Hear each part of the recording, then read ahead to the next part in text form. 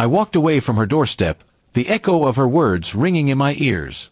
She said she didn't feel anything for me, her voice flat, eyes distant, like I was a stranger she'd just met. My chest tightened as I replayed the moment, each step down the cracked sidewalk feeling heavier than the last.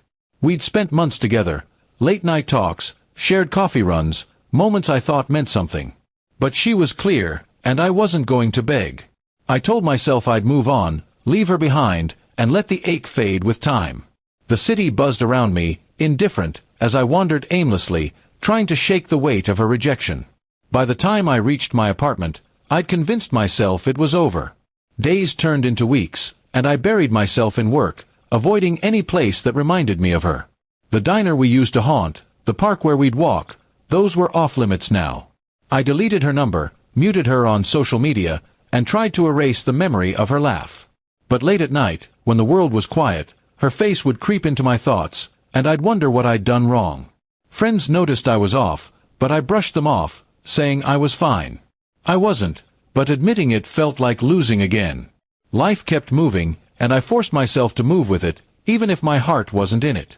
Then, one rainy afternoon, I ran into her best friend, Mia, at a corner cafe. She spotted me in line, her face lighting up before softening into something hesitant. We grabbed a table, and after some small talk, she leaned in, her voice low. She didn't mean it, Mia said, her words hitting like a jolt. I froze, my coffee cup hovering mid-air. She told me how my ex had been struggling, not with me, but with herself, family pressures, her own doubts, things she never shared. Mia's eyes were earnest, urging me to listen. She pushed you away because she was scared, not because she didn't care. I sat there, stunned, trying to process it. All this time, I'd thought I wasn't enough, that she'd seen something in me she couldn't love. But Mia painted a different picture, one of a girl caught in her own storm, too proud or too broken to let me in. Part of me wanted to be angry. Why couldn't she just tell me? Why let me walk away thinking I meant nothing? But another part, the part that still cared, ached for her. I asked Mia if she was okay now, and she shook her head, saying things had only gotten worse.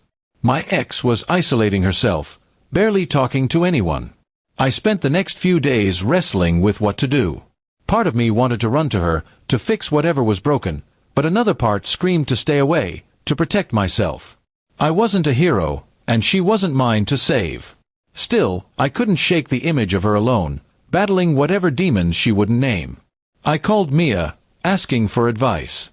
She told me to tread carefully, reach out, but don't push. So, I sent a simple text, "Hey, just checking in. Here if you need me." No reply came, and I told myself I'd done enough. But deep down, I hoped she'd answer. A week later, my phone buzzed late at night. It was her.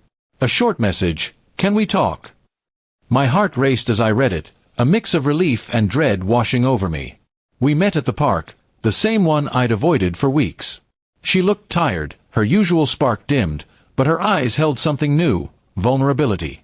She apologized, her voice shaky, and told me about the pressure she'd been under, the fear of letting anyone too close. She didn't ask me to come back, and I didn't offer. But we talked, really talked, for the first time in months. We didn't fix everything that night. There were no grand promises or easy answers. She was still figuring herself out, and I was still healing from the hurt.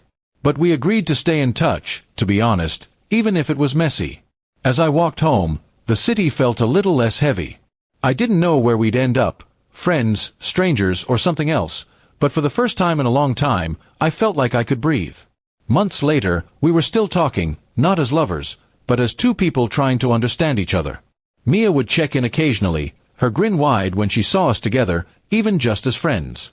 The pain of that day on her doorstep hadn't vanished, but it had softened, like a bruise fading over time. I learned that love, or whatever we had, wasn't about forcing things to fit. It was about showing up, even when it hurt, and letting go of what you couldn't control. And maybe, just maybe, that was enough.